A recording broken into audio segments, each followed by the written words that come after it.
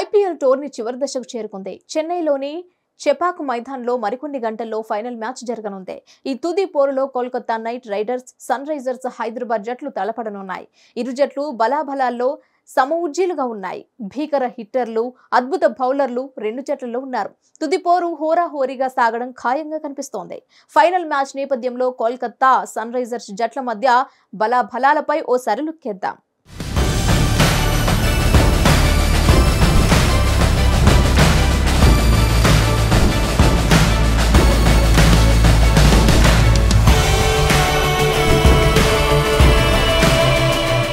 కోల్కతా జట్టుకు opener feel salt దూరమయ్యారు. Salt దూరమైన ఆ లోటు లేకుండా రెహ్మనుల్లా గుర్బాజ్ దూకుడుగా ఆడుతున్నాడు. మరో ఓపెనర్ సునీల్ నైరాన్ మంచి ఫామ్ మీదున్నాడు. వీరిద్దరితో పాటు వెంకటేష్ అయ్యార్, శ్రేయాస్ అయ్యార్ కూడా నిలకడగా ఆడుతున్నారు.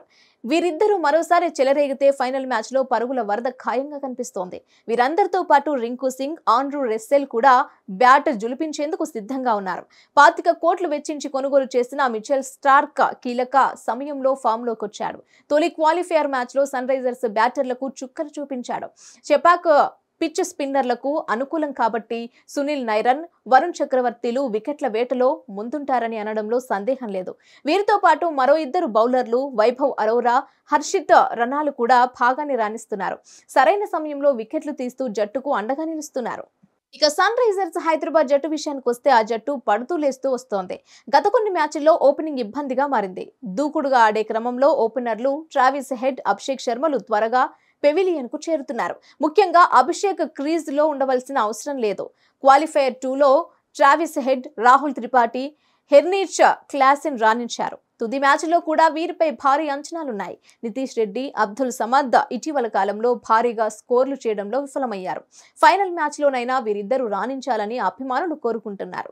షాబాజ్ అహ్మద్ కూడా ఫామ్లోకి రావడం కలిసొచ్చే అంశం. పాట్ కమిన్స్, భువనేశ్వర్ కుమార్, నటరాజన్లతో బౌలింగ్ పటిష్టంగా ఉంది. అవసరం అనుకుంటే షాబాజ్ అహ్మద్తో పాటు ట్రావిస్ హెడ్, అభిషేక్ శర్మలు కూడా బౌలింగ్ బాధ్యతలు మోయనున్నారు. మొత్తంగా చూస్తే ఏ టీం అయితే ఫైనల్ మ్యాచ్లో ఒత్తిడిని తట్టుకుని ఆడుతుందో ఆ జట్టుకే గెలిచే అవకాశాలు ఎక్కువగా ఉంటాయి. ఈ విషయంలో పాట్ కమిన్స్ ఒక్క అడుగు ముందే ఉన్నాడని చెప్పడంలో సందేహం లేదు. ఈ ఆసీస్ ప్లేయర్ వరల్డ్ కప్ సందర్భంగా తన జట్టును విజేతగా నిలపడంలో ఎంతో తెలివిని కనబరిచాడు. సన్ రైజర్స్ జట్టు పగ్గాలు చేపట్టిన నాటి నుంచి ఆ జట్టును ఒక క్రమ పద్ధతిలో పెట్టాడు.